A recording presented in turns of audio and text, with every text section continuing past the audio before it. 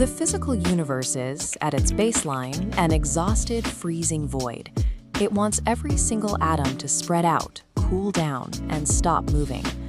Every living thing inside is a closed system, forced to fight for space and energy against a reality that wants it at room temperature.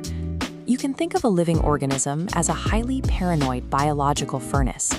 It is a fragile bubble of heat, desperately trying not to leak its 98 degrees into a 68-degree room.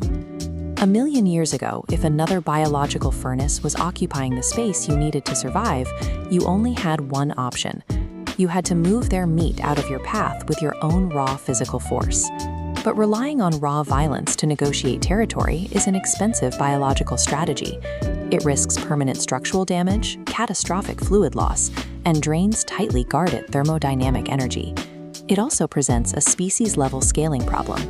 You cannot build a dense, stable society if every daily friction point results in a physical clash. The machinery would eventually tear itself apart.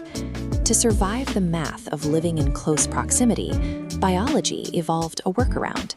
It needed a mechanism to move a 200-pound obstacle out of the way without shedding blood or even touching the target. Language operates as a clinical wireless override code. It is the biological equivalent of a remote access protocol. This protocol bypasses a target's physical armor to inject behavioral instructions directly into their isolated nervous system. Curious, slightly amazed tone. Your brain spends all day hallucinating a continuous model of the world to keep you upright. Language acts as an invisible bridge that allows you to take the survival hallucination running inside your own skull and forcibly install it into the skull of the person standing next to you.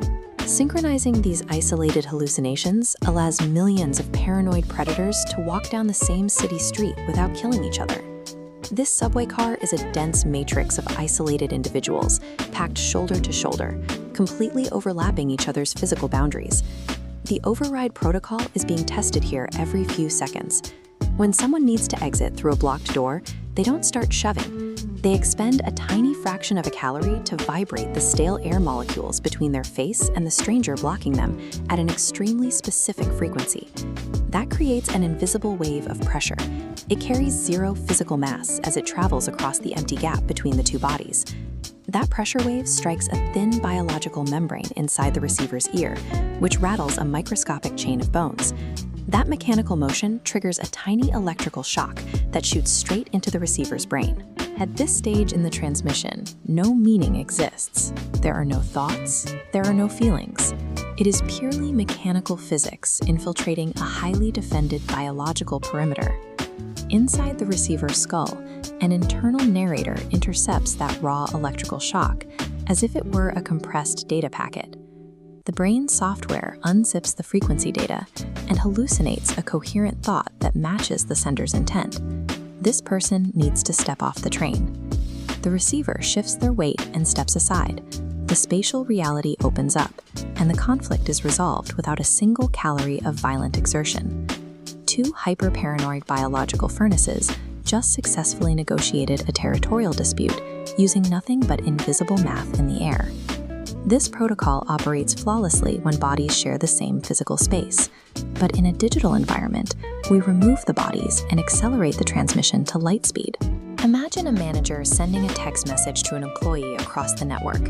"See me immediately." A text message is a low-resolution data file.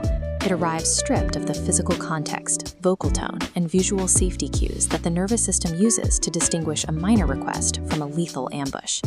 Without those physical guardrails, the receiver's hardware is forced to decode the incoming packet blindly. The entire system is now dangerously exposed to an error.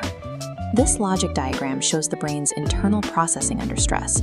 When a signal is vague or threatening, the mind switches from slow evaluation to a simple OR gate, a circuit that triggers a true result if even one suspicious cue is present. Because the OR gate fired on a single signal, the internal software unzips those three words into a terrifying fiction.